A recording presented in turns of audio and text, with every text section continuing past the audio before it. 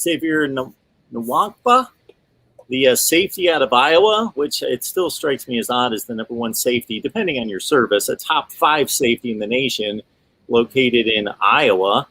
But he apparently was maybe a little bit over the top, not in a negative way, or is that a criticism, Kevin? But he emphasized his positive stay in Columbus. Yeah, absolutely. And, I think it was important to solidify everything that was already there before once things opened up. If you're the leader, you don't want to do anything to lose that lead. So it was a big visit to do that. I think what was most important is he was there with Zion Branch, who was another top safety.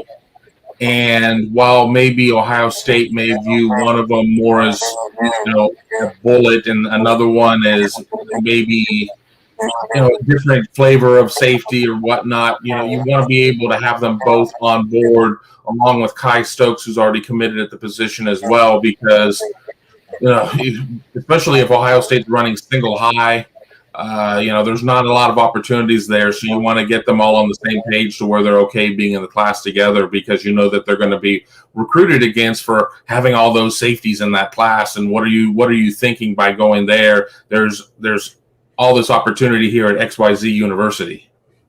I think one of the answers that Ohio State has for that is they will play a lot of defensive backs. So yeah, you go and you sign as many as you want. You can put them at the cover safety / slot corner.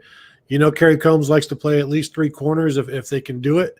They have the nickel, they have the bullet. I think there's enough there to reassure a safety, but then the safety still has to be, okay, I'm willing to play bullet, or I am able to cover in the cover safety.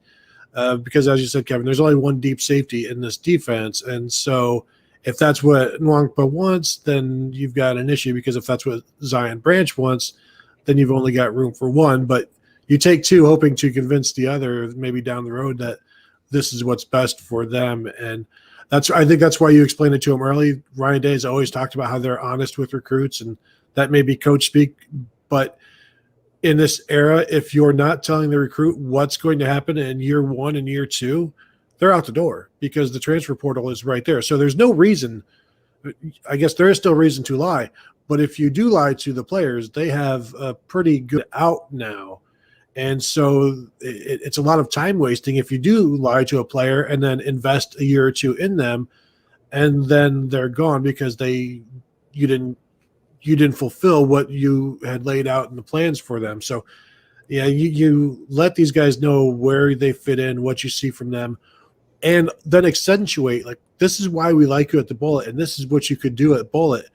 And there's a lot of things they can do there. And I think they're finally going to start showing that this year, because they weren't able to in 2020.